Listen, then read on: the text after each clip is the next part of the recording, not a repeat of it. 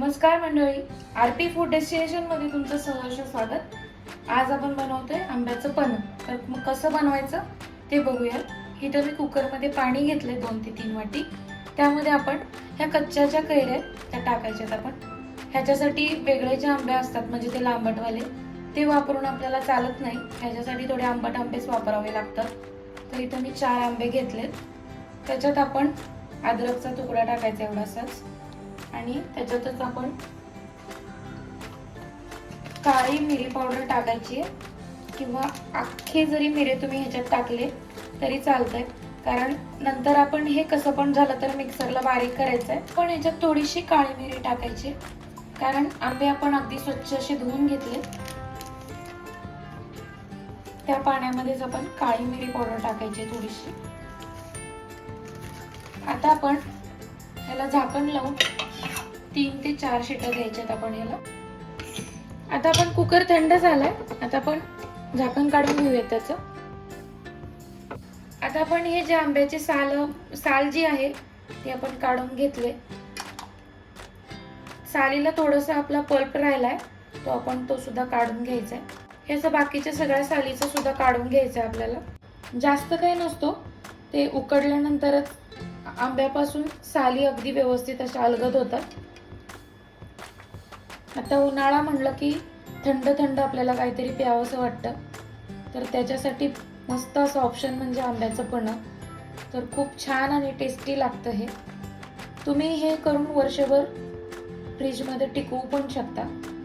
फक्त त्याच्यासाठी काही काही गोष्टी ज्या त्याच्यात टाकायच्या त्या आपण स्किप करू शकतो. ह्यामध्ये साखरेऐवजी आपण गूळ सुद्धा टाकू शकतो. ज्यांना कुणाला शुगर असेल किंवा काही आजार असेल किंवा काही डाएट वगैरे करत असतील तर त्या ठिकाणी तुम्ही साखर न टाकता गूळ टाकू शकता तुम्ही यामध्ये.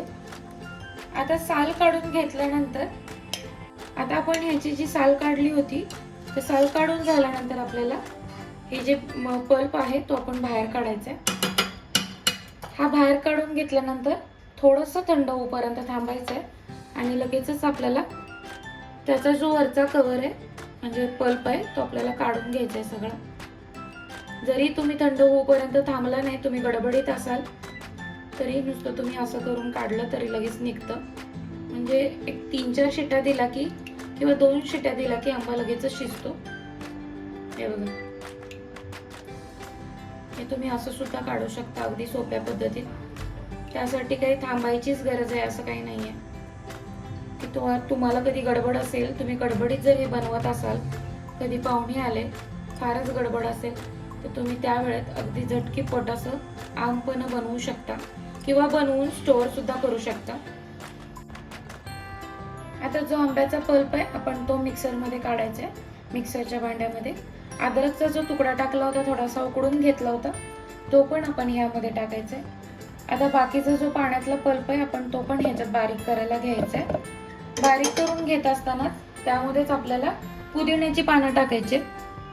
पुदिन्याची पानं तुम्हाला पाहिजे असतील तर थोडीशी म्हणजे असं मोठी धाटी करून म्हणजे जाडी पेस्ट करून तुम्ही टाकू शकता ह्याच्यात वरून. पण मी ह्याच्यातच बारीक करणार आहे आणि ह्याच्यातून बारीक करून मग मी छानून घेणार आहे ते पूर्ण पाणी असं. ह्याच आपण मिक्सरला बारीक करण्याआधी एक वाटी, मोठी वाटी किंवा 2 वाटी छोट्या आपण ह्याच्यात साखर टाकायची. तुम्हाला जितकं गोड हवंय तितकं. कमी गोड हवं असेल तरी तुम्ही सुद्धा कमी साखर टाकू शकता. आणि दुसरी गोष्ट, तुम्ही साखर स्किप करून त्या ठिकाणी गूळ सुद्धा वापरू शकता. मी साखर वापरली, तुम्हाला गूळ जर वापरायचा असेल तर ह्याच ठिकाणी तुम्ही गूळ वापरू शकता. थोडीशी आपण ह्याच्यात वेलची पावडर टाकायची. एक अर्धा किंवा 1 चमचा टाकला तरी चालेल. त्याचा जो वास आहे तो खूप छान असा येतो ह्यामध्ये. आणि आता आपल्याला ह्या ठिकाणी काळं किंवा पांढरं किंवा पिंक सॉल्ट म्हणजे तुम्हाला जे हवं ते तुम्ही टाकू शकता यामध्ये. मीठ तुम्हाला बघा अंदाजानुसार, तुम्ही किती आंब्यांचं पन्ह बनवणार आहे तर चवीनुसार तुम्ही टाकू शकता.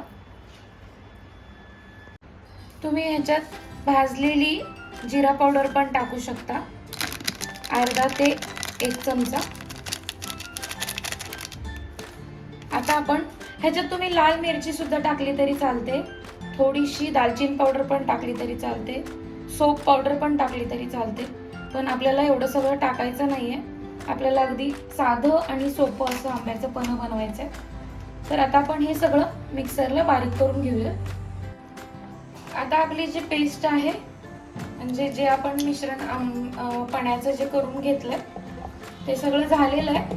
आता आपण एका गाळणीने त्याला गाळून घ्यायचंय, कारण त्याच्यात आपला जो काही राहिलेला जो चोथा आहे, म्हणजे काही जो वरचा भाग आहे, पुदिन्याची पानं वगैरे, ते सगळेच त्या गाळणीत राहून जातील. हे बघा, असं थोडं काही राहतं. तुम्हाला जर हे असं आवडत असेल तर तुम्ही तसं सुद्धा टाकलं तरी चालेल. आता आपण हे पूर्ण असं पन्ह सगळं गाळून घ्यायचंय.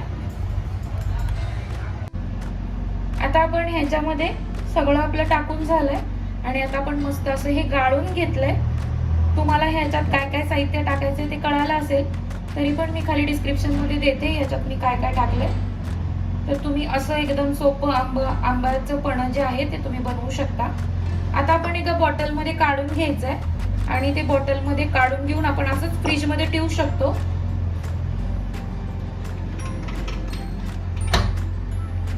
पटकन पाहुणे आले, कधी काय झालं, कधी आपल्या स्वतःला प्यायचं असेल तर पटकन असं थंड पाण्यामध्ये हे टाकायचं आणि आपण सरबताच्या जागी आंब्याचं पन्ह हे पिऊ शकतो.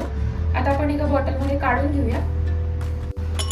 आता आपण सर्व करून घेऊया आंब्याचं पन्ह. तुम्ही ह्या ठिकाणी थंड पाणी वापरलं तरी चालेल, नाही वापरलं तरी चालेल. 3-4 बर्फाचे खडे घेतले.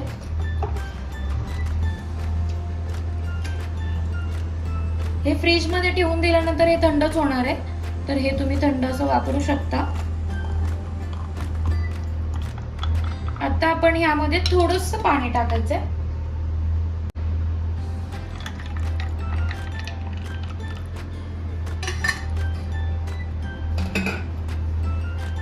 तर मस्त असं आपलं आंब्याचं जे पन्ह आहे ते छान असं तयार झालंय. तर तुम्हीही नक्की ट्राय करा. व्हिडिओ आवडल्यास लाईक करा, शेअर करा, सबस्क्राईब करायला विसरू नका. व्हिडिओ शेवटपर्यंत बघितल्याबद्दल धन्यवाद.